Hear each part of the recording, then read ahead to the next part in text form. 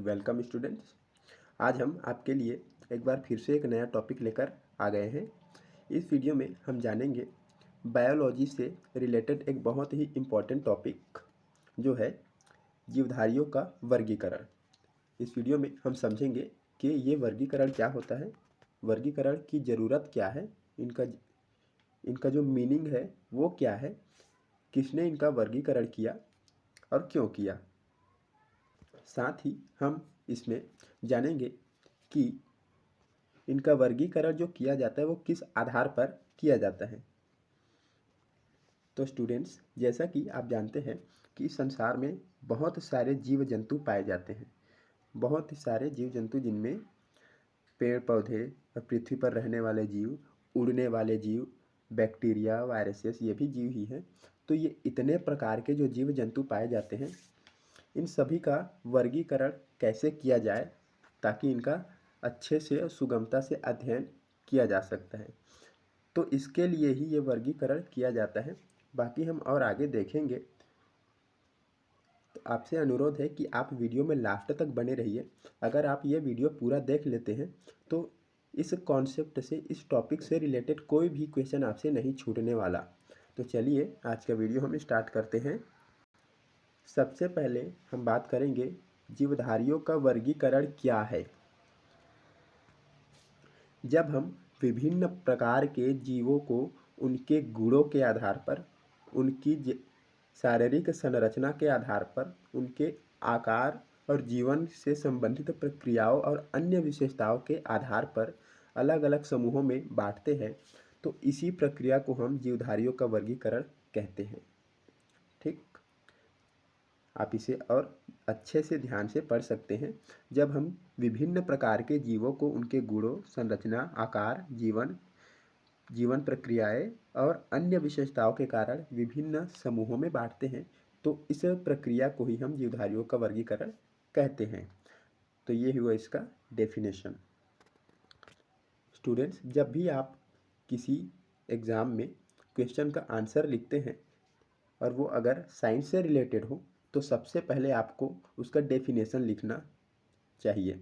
अगर आप डेफिनेशन पहले लिखते हैं तो इससे एक अलग ही इम्पैक्ट बनता है चेकर पर। जो चेक करने वाले होते हैं वे देखते हैं कि हाँ, ये जो स्टूडेंट्स हैं इन्होंने जो शुरुआत की बहुत अच्छे ढंग से की है। तो चलिए अब हम बात करते हैं इस वर्गीकरण की आवश्यकता ही क्या है, क्या ज़रूरत है इनके वर्गीकरण की, नीड ऑफ क्लासिफिकेशन क्या है। चलिए, तो सबसे पहला जो इसकी आवश्यकता है वो क्या है कि जीवधारियों की संख्या जो है बहुत अधिक है। इस पूरी दुनिया में, पूरी पृथ्वी में बहुत सारे जीव जंतु निवास करते हैं, तो इनकी संख्या बहुत ज़्यादा है। तो इनका वर्गीकरण करके ही हम इनका सुगमता से अध्ययन कर सकते हैं। दूसरा क्या है, इन्हें आसानी से पढ़ने और समझने और अध्ययन के लिए ही इसकी सबसे ज़्यादा ज़रूरत होती है। अगला है नए जीवों को पहचानने और उनका अध्ययन करने में सुविधा। नेक्स्ट है जैव विविधता को संरक्षित करने में मदद। तो वर्गीकरण की क्या क्या आवश्यकता है, तो ये चारों ही वर्गीकरण की आवश्यकता है। जीवधारियों की बहुत अधिक संख्या, उन्हें आसानी से पढ़ने और समझने, नए जीवों को पहचानने और उनका अध्ययन करने में, जैव विविधता को संरक्षित करने में। स्टूडेंट्स, आपको याद होगा अभी कुछ सालों पहले ही एक बहुत ही भयानक महामारी फैली थी जिसे हम कोविड-19 कहते थे। तो जो कोरोना वायरस था, अगर ये वर्गीकरण नहीं होता, क्लासिफिकेशन नहीं होता, तो हम उस वायरस को, हमारे जो साइंटिस्ट थे उस वायरस को कैसे पहचान पाते, है ना। तो इस वर्गीकरण की बहुत ही ज़्यादा आवश्यकता है कि जो नए जीव हैं उनको हम कैसे पहचान सकते हैं। नए जीव कहने का मतलब ये है कि उनका अस्तित्व तो पहले से ही है, लेकिन उन्हें हम आज तक खोज नहीं पाए थे या उनके बारे में हम जानते नहीं थे। तो ये होता है नए जीव। तो वर्गीकरण की आवश्यकताएं अगर आपसे पूछे जाए तो आप इन चारों को लिख सकते हैं। अब हम बात करते हैं हिस्ट्री ऑफ क्लासिफिकेशन। जीवधारियों का वर्गीकरण किसने किया, कहाँ से इसकी शुरुआत होती है। तो इनमें सबसे पहला नाम जो आता है वो है अरस्तु का, जिन्हें एरिस्टोटल भी कहते हैं। ये पहले व्यक्ति थे जिन्होंने क्लासिफिकेशन का इसको शुरुआत की। तो अरस्तु ने कब इसका प्रारंभ कब किया, तो इसका जो है इसका फिक्स डेट तो मालूम नहीं, लेकिन इसे प्राचीन काल हम कह सकते हैं। इनमें क्या योगदान था इनका, तो इन्होंने जीवधारियों को जल, थल, वायु में उनके रहने वाले स्थान के आधार पर बांटा। जो जीव जंतु जमीन पे रहते थे, पृथ्वी की सतह पर रहते थे, उनको एक कैटेगरी बना दिया। जो हवा में उड़ने वाले जीव थे उनको एक अलग क्लास में क्लासिफाई कर दिया, और जो जल में रहते थे, पानी में, जैसे समुद्रों में, नदियों में, तालाबों में, उनको एक अलग क्लास में क्लासिफाई कर दिया। ठीक। इनके बाद आते हैं कार्ल लिनियस। ये जो चित्र आप देख रहे हैं ये हमारे एरिस्टोटल सर का है, और ये जो दूसरा वाला चित्र है ये है कार्ल लिनियस सर का। इन्होंने 1758 में इनका क्लासिफिकेशन अपने आधार पर किया। वो क्या था, पहले इन्होंने द्विपद नामकरण इनका किया, बाइनोमियल नोमेनक्लेचर और दो जगत वर्गीकरण। इन्होंने द्विपद नामकरण और दो जगत वर्गीकरण किया। कब किया, तो 1758 में। ये एक इम्पॉर्टेंट क्वेश्चन बन सकता है आपके लिए। इसके बाद आते हैं आर.एच. विटेकर। ये जो चित्र आप देख रहे हैं यह है आर.एच. विटेकर। इन्होंने 5 किंगडम क्लासिफिकेशन किया था। ईयर 1969 में इन्होंने 5 किंगडम क्लासिफिकेशन का प्रस्ताव दिया, और ये इनका काफ़ी सराहनीय प्रयास था। तो जब भी क्लासिफिकेशन की बात की जाएगी तो एरिस्टोटल, कार्ल लिनियस और आर.एच. विटेकर सर का नाम जरूर आएगा।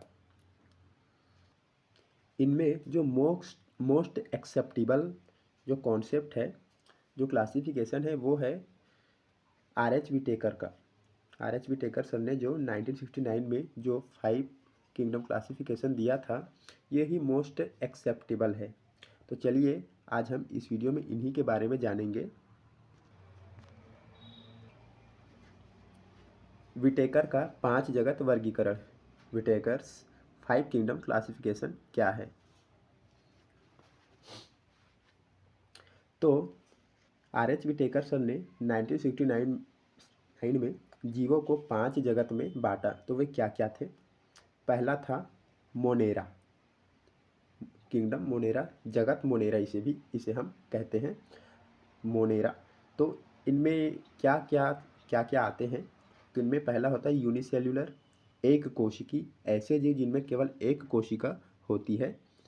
दूसरा क्या है, प्रोकैरियोटिक। पहला यूनिसेल्युलर, दूसरा प्रोकैरियोटिक। इनमें इनका जो एग्जाम्पल है वो है बैक्टीरिया। इनमें इनकी जो कोशिका होती है वो एक कोशिकीय होती है, और ये प्रोकैरियोटिक होती है। इनका एग्जाम्पल आप देख सकते हैं, ये चित्र है, यह बैक्टीरिया का जो एक चित्र बना हुआ है। ये बैक्टीरिया जो है मोनेरा किंगडम से रिलेटेड है। इनको मोनेरा जगत में ही क्लासिफाई किया गया है। इसके बाद हम आते हैं प्रोटिस्टा। नेक्स्ट जो किंगडम है वो है प्रोटिस्टा। इसमें क्या होता है, यूनिसेल्युलर, यूकैरियोटिक। इसमें क्या ऊपर वाले में था यूनिसेल्युलर, प्रोकैरियोटिक, प्रोटिस्टा में है यूनिसेल्युलर यूकैरियोटिक। इसका एग्जाम्पल क्या है, अमीबा। ये जो आप चित्र देख रहे हैं ये होता है अमीबा और पैरामीशियम। ये जो इमेज आप देख रहे हैं यह है पैरामीशियम का। तो प्रोटिस्टा का जो एग्जाम्पल है वो है अमीबा और पैरामीशियम। तो हमने अभी तक देखा मोनेरा किंगडम और प्रोटिस्टा किंगडम। ये हम किसका वर्गीकरण पढ़ रहे हैं, तो विटेकर का। इन्होंने ही 5 किंगडम क्लासिफिकेशन दिए थे, जिनमें क्या क्या है आप देख सकते हैं। आगे हम और जानेंगे। तीसरा क्या है, फंजाई, फंगी। ये क्या होते हैं, ये एक कोशिकी या बहुकोशिकीय हो सकते हैं। इनमें एक कोशिकीय जीव हो सकते हैं और बहुकोशिकीय जीव भी शामिल हो सकते हैं। ये कहाँ पाए जाते हैं, तो मृत पदार्थों पर, इनका जीवन मृत पदार्थों पर होता है।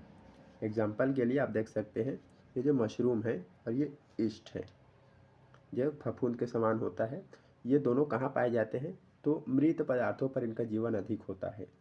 ठीक, तो तीसरा इनका किंगडम है वो है फंगी। नेक्स्ट है प्लांटी किंगडम। इसमें जितने भी हरे पौधे हैं, जितने पेड़ पौधे, सब इसी में आ जाते हैं, जो प्रकाश संश्लेषण द्वारा अपना भोजन बनाते हैं।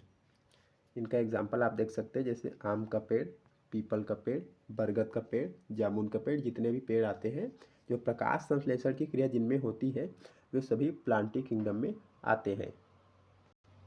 नेक्स्ट है एनिमेलिया, एनिमेलिया किंगडम। इनमें क्या होता है, ये जो है बहुकोशिकीय जीव होते हैं। इनमें जो जीव जिनको इस क्लास में रखा गया है, वे सभी जीवों के शरीर में कोशिका पाई जाती है, बहुत सारे कोशिका पाए जाते हैं। हर तरह के जीव जंतु इसमें शामिल किए जा सकते हैं, जो इस प्रकार है, जिनमें है शेर, मछली, मनुष्य, हाथी, घोड़ा, ये सभी क्या है, एनिमेलिया है। मछली जैसे कि आप चित्र में देख सकते हैं, इसमें जितने भी चित्र में आपको दिखाई दे रहे हैं, जितने भी जीव, वे सभी एनिमेलिया क्लास में ही आते हैं। तो स्टूडेंट्स, ये थे विटेकर के 5 किंगडम्स। क्या क्या थे, animalia, Plantae, fungi, Monera and protista. ये पांचों इन्हीं के द्वारा बनाया गया एक क्लासिफिकेशन है। आप यहाँ ये चित्र भी आप देख सकते हैं, इसी में लिखा है plants, animals, fungi, protista and ये जो यहाँ क्या होगा, मोनेरा होगा, मोनेरा। तो ये पांचों इनके क्लासिफिकेशन है। तो अब तक तो हमने देखा कि इनके कितने क्लासिफिकेशन हैं। तो 5 क्लासिफिकेशन इनके किए गए हैं। अब हम जानेंगे कि जीवधारियों के वर्गीकरण, इनका जो वर्गीकरण किया गया है, इसको किस आधार पर किया गया है, क्या इसका आधार है, जीवधारियों के वर्गीकरण का आधार क्या है। तो पहला है कोशिका की संरचना। कोशिका जो है 2 प्रकार की होती है, प्रोकैरियोटिक कोशिका और यूकैरियोटिक कोशिका। तो इनकी कोशिका की संरचना किस प्रकार है, ये भी इस पर बेस होता है। नेक्स्ट है कोशिका की संख्या, जैसे यूनिसेल्युलर और मल्टीसेल्युलर, एक कोशिकीय या बहुकोशिकीय। तो ये भी इसका एक फैक्ट है जिस पर ध्यान दिया जाता है। नेक्स्ट है भोजन बनाने की क्षमता, ऑटोप्रोफिक या हेटेरोप्रोफिक, मतलब ये खुद अपना भोजन तैयार कर सकते हैं या किसी दूसरे जीव को अपने भोजन के रूप में ग्रहण करते हैं। तो ये भी इनका एक आधार है। पहला आधार कोशिका की संरचना, दूसरा कोशिकाओं की संख्या, तीसरा भोजन बनाने की क्षमता, इस पर भी इनका वर्गीकरण है। और है जीवन पद्धति, इनमें क्या है, सेप्रोफाइटिक, पैरासाइट और फ्री लिविंग। ठीक, तो ये भी एक इनका आधार है इनका वर्गीकरण करने का। कुछ जीव ऐसे होते हैं जो फ्री लिविंग होते हैं और कुछ पैरासाइट्स होते हैं जो दूसरों पर निर्भर होते हैं। अगला इसका जो बेस है वो है पुनरुत्पादन की विधि। तो ये सभी आधार है जीवधारियों के वर्गीकरण का। इन्हीं सभी के आधार पर उनका वर्गीकरण किया जाता है और ये डिसाइड किया जाता है कि इन पांचों किंगडम में से किस में इसको रखा जाएगा। नेक्स्ट है बाइनोमियल नोमेनकल्चर। ये क्या होता है, द्विपद नामकरण प्रणाली क्या होता है, तो इसके बारे में हम जानते हैं। इसे किसने बनाया, इसका विकास किसने किया, तो वे है कैरोलस लीनियस के द्वारा। कैरोलस लीनियस ने इनका विकास किया इस सिस्टम का। इसमें क्या होता है, जितने भी जीव होते हैं सभी के 2 नाम होते हैं, 2 नाम होते हैं। जैसे पहला जो नाम होता है जो दो नाम में से पहला जो नाम होता है वो है जेनेरिक नेम होता है, उनका जातिवाचक नाम होता है। नेक्स्ट होता है जो दूसरा नाम आता है वो है स्पेसिफिक नेम, वो है प्रजातिवाचक। एक जातिवाचक, दूसरा प्रजातिवाचक। जैसे एग्जाम्पल से हम देखेंगे, मनुष्य का वैज्ञानिक नाम क्या है, तो होमोसेपियंस। होमोसेपियंस, इसका जो होमो लिखा है यह है जेनेरिक नेम है इसका, जातिवाचक, और जो स्पेसिस लिखा है, सेपियंस लिखा है सॉरी, ये इसका प्रजातिवाचक, प्रजाति सूचक है। होमो जाति सूचक और सेपियंस प्रजाति सूचक है। तो जितने भी जीव होते सभी के इसी प्रकार दो नाम होते हैं। इसका विकास किया है कार्ल लिनियस सर ने। तो स्टूडेंट्स, इस तरह हमने जाना कि वर्गीकरण क्या है। जीवधारियों का वर्गीकरण जैव विविधता को समझने में, जीवों का अध्ययन करने में और नई प्रजातियों की खोज के लिए बहुत ही महत्वपूर्ण है। आज भी वैज्ञानिक जो है इसी सिस्टम को और बेहतर बनाने का प्रयास लगातार कर रहे हैं, और ये जो सिस्टम है काफ़ी कारगर है। तो डियर स्टूडेंट्स, ये था हमारा आज का वीडियो जिसमें हमने आपको वर्गीकरण के बारे में, जीवधारियों के वर्गीकरण के बारे में आपको बताया। इसके उदाहरण भी बताए, कितने प्रकार होते हैं, किन किन लोगों का इनमें योगदान है और क्या इसके क्या आधार है, किस आधार पर किया गया है और इनके क्या क्या उपयोग हैं। तो फ्रेंड्स, अगर आपने ये वीडियो पूरा देख लिया है और आपको ये समझ में आ गया है कि ये क्या होते हैं, तो ये जो कुछ प्रश्न हम आपके लिए लेकर आए हैं, ये प्रश्न इसी टॉपिक से रिलेटेड है जो काफ़ी बार पूछे जाते हैं। इस टॉपिक से सबसे ज़्यादा पूछे जाने वाले प्रश्न है ये। तो अगर आप ये वीडियो पूरी तरीक़ा से देख चुके हैं तो फिर भी आपसे एक अनुरोध है कि आप इस वीडियो को एक बार और देखें और ये जो पांचों प्रश्न हैं इनका एक बार प्रैक्टिस ज़रूर करें। अगर ये पांचों प्रश्न आपसे बन जाते हैं तो यकीन मानिए इस टॉपिक से आपका कोई भी प्रश्न नहीं छूटने वाला। आप एग्ज़ाम में इनके आंसर बहुत ही अच्छी तरीके से लिख पाएंगे।